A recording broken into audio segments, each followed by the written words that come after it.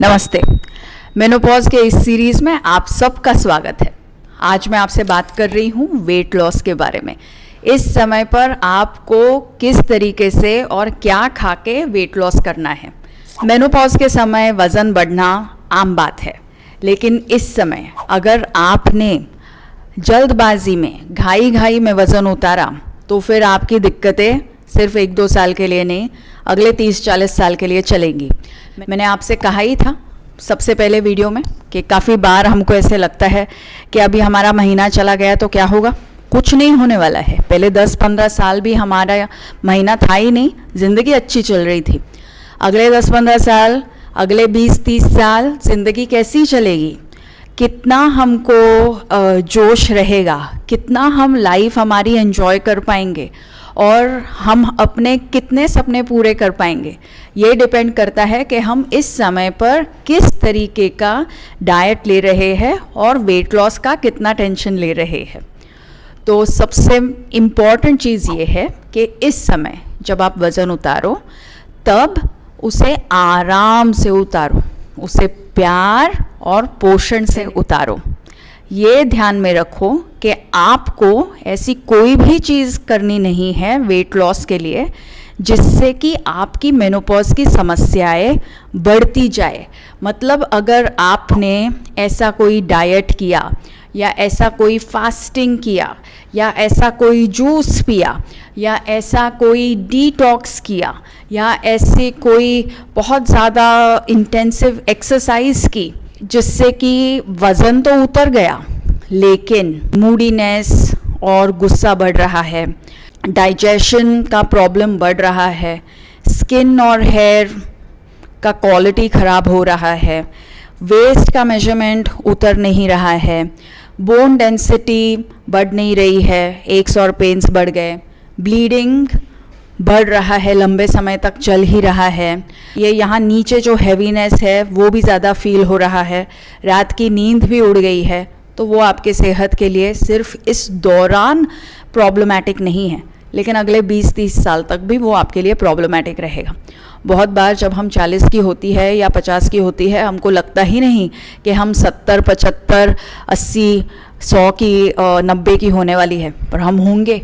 और उस समय पर हम कैसे दिखेंगे विल डिपेंड ऑन हम इस समय खुद को कैसा बर्ताव दे रहे हैं। बहुत लोगों को ये लगता है कि मैं अगर 40 में 20 की लगूंगी तो शायद बहुत अच्छी लगूंगी। अगर आप 40 में 20 की एक ही जन लगती है चुड़ैल, बाकी हम जो आम औरतें हैं, महिलाएं हैं, अगर हमने खुद की ठीक तरीके से देखभाल की है तो हम 40 में 40 की ही दिखती है। And that's not bad at all, that's actually quite good. 4 मैं आपको ऐसी चीज़ें बताने वाली हूँ जो कि आपका वज़न तो 100% उतारेगी, लेकिन उसी के साथ में आपकी मेनोपॉज की दिक्कतें कम करेगी, क्योंकि मेनोपॉज की दिक्कतें कम होना इम्पॉर्टेंट है। ये आपको देखना है कि आपका डाइट और वेट लॉस आपके हॉट फ्लशेस को, आपके डाइजेशन को, आपके मूड्स को, आपके नींद को और आपके ब्लीडिंग को क्या कर रहा है। क्या वो इतना आपके लाइफ में वीकनेस लेके आ रहा है कि वज़न उतर रहा है, लेकिन उसके साथ में ये सारी समस्याएं और दुविधाएं बढ़ रही है और उसी के साथ में बॉडी में एक और पेन भी बढ़ रहा है।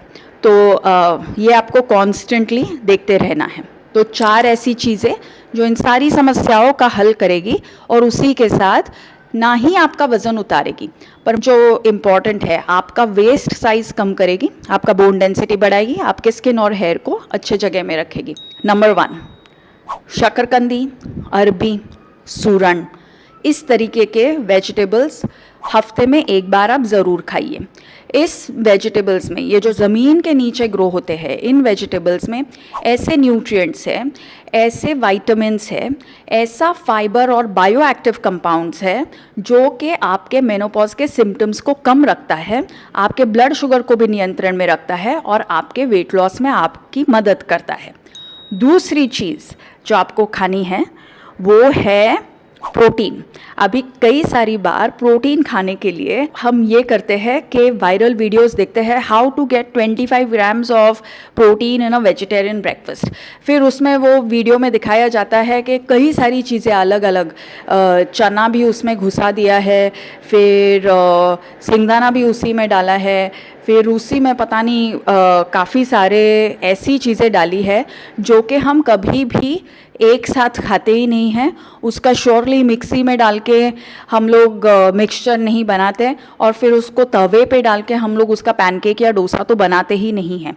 हम भारतीय महिलाएं वो संस्कृति की महिलाएं हैं जहाँ पर हमारी दादी और नानियों ने काफ़ी सारा सोच समझ कर डोसा का, इडली का, इवन दाल खिचड़ी का एक प्रोपोर्शन बनाया है कि इसी प्रोपोर्शन में बनेगी, तभी आपको इसी में से सही मात्रा में प्रोटीन भी मिलेगा, और ऐसे मिलेगा कि उससे आपकी एसिडिटी, ब्लोटिंग या कॉन्स्टिपेशन ना बढ़े।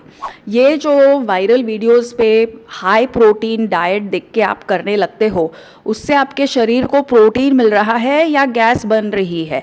उससे आपके शरीर को प्रोटीन मिल रहा है या कब्ज़ बढ़ते जा रहा है? उससे आपके शरीर को प्रोटीन मिल रहा है या शुगर क्रेविंग मिल रहा है? ये सब सोचना अभी आपके लिए इम्पॉर्टेंट हो गया है। तो ये सोचिए और ये भी जान लीजिए कि हमारे डाइट में प्रोटीन की कमी नहीं है, जितनी कि हमारे डाइट में डाइवर्सिटी या विविधता की कमी है। आजकल हम हमारे डाइट्स में से विविधता जा रही है। अगर हम लोबिया भी खाएं तो हम सिर्फ एक ही कलर का वो खा रहे हैं, हालांकि कम से कम 3-4 कलर्स में हम इसे खा सकते हैं। तो हर हफ्ते एक बार ऐसा वाला लेग्यूम या पल्सेस आप घर पर भिगो के उसको स्प्राउट करके रेगुलर सब्ज़ी या दाल के तरह बनाओ, जो कि आप रोज़मर्रा के ज़िंदगी में ना कर रहे हो। तो आपके लेग्यूम्स की डाइवर्सिटी अगर आप बढ़ाओगे तो उसमें से आपको amino acids, B vitamin, folic acid, fibre, ये सब कुछ मिलेगा, और उसी के साथ गैस, एसिडिटी, ब्लोटिंग और हीमोग्लोबिन, ये सब कुछ ज़्यादा बेहतर रहेगा। तो ये सेकंड फूड है। थर्ड फूड जो आपको हर रोज़ खाना है, लंच या डिनर में आपको एक चटनी खानी है, लेकिन वो चटनी के ही मात्रा में आपको खानी है। बहुत बार अभी हम लोग देखते हैं कि एक नया डाइट ट्रेंड चालू हो गया है, सीड्स। अभी सब लोग सीड्स ही खा रहे हैं, लेकिन सीड्स हम क्यों खा रहे हैं? सिर्फ उनके इसेंशियल फैट्स के लिए, उसके फाइबर के लिए, उसके गट हेल्थ के लिए। पर अगेन, किसी चीज़ में वो सारी चीज़ें रहना और उनका शरीर तक पहुंचना, ये दो अलग बातें हैं। जैसे प्यार का भी अगर हम लोग इजहार ना करें, टाइम पर ना करें और ठीक से ना करें, तो बात बनती नहीं, बिगड़ती है। वैसे ही अगर इसेंशियल फैट भी हमारे शरीर तक ठीक से पहुंचना है, तो उसको एक मेथड में ही हमको हमारे बॉडी तक लेके जाना है। तो हर रोज़ आपके लंच में या डिनर में आपको आइदर तिल की चटनी या फ्लैक्सीड की चटनी, मतलब अरशिची चटनी, या फिर ड्राई कोकोनट की चटनी, ये 3 चटनियों में से, या अगर आपके आजू बाजू के एरिया में और किसी सीड की चटनी बनती है लोकली, तो ये चटनियाँ आप ज़रूर खाएं, लेकिन चटनी के ही मात्रा में खाएं। इसेंशियल फैट्स के लिए इसको ज़्यादा मात्रा में आप मत खाइए। तो ये तीसरी बात है। और चौथी बात जो बहुत इम्पॉर्टेंट है, जो कि अगेन आजकल हम लोग खा नहीं रहे हैं, और ये खास करके उन महिलाओं के लिए है जिनका ब्लीडिंग रुकता नहीं है, और जिनको शुगर क्रेविंग्स भी बहुत होते हैं, और जिनका मेंटल हेल्थ भी आजकल थोड़ा कॉम्प्रोमाइज्ड है। क्योंकि जब हीमोग्लोबिन कम होता है, जब एंडलेस ब्लीडिंग होता है, तो ऐसे लगता है कि लाइफ में से सारा मज़ा चला गया। आइदर कॉन्स्टेंटली हम गुस्सा रहते हैं या कॉन्स्टेंटली रोने का मन करता है। तो हम सब के लिए तो एक खारीक खाना, हमारे यहाँ पर हम लोग उसको बोलते हैं टुकड़ा खारीक, तो उसके 2-3 टुकड़े आप हर रोज़ खाइए। इसमें से आपको वाइटामिन्स मिलेंगे, और मोर इम्पॉर्टेंटली इसमें से आपको आयरन भी मिलता है, फाइबर भी मिलता है। इसका जो आफ्टर टेस्ट है ये स्वीट भी रहता है, तो फिर आपकी शुगर क्रेविंग भी चली जाती है। तो ये चारों चीज़ें आप कीजिए, इससे आपका वज़न आराम से उतरेगा, लेकिन अगले 20 से 30 साल तक आपकी बोन डेंसिटी अच्छी रहेगी, आपकी स्किन, आपके बाल अच्छे रहेंगे, आपकी नींद अच्छी रहेगी, आपका जोश बना रहेगा। और मेनोपॉज ये कभी हमको हुआ भी था, उसकी दिक्कतें हमको कभी हुई भी थी, ये सब कुछ एक पास्ट में आपके चला जाएगा। तो वज़न ज़रूर उतारिए, लेकिन प्यार से। वज़न ज़रूर उतारिए, लेकिन जानकारी से। और इस रिस्पॉन्सिबिलिटी के साथ कि वो आपके शरीर को कमज़ोर ना बनाए, ना ही वो आपके शरीर में ज़्यादा दिक्कतें या कोई बीमारी लेके आए। Thank you very much for watching. All the best. कल मिलती हूँ स्किन और हेयर के टिप्स के साथ।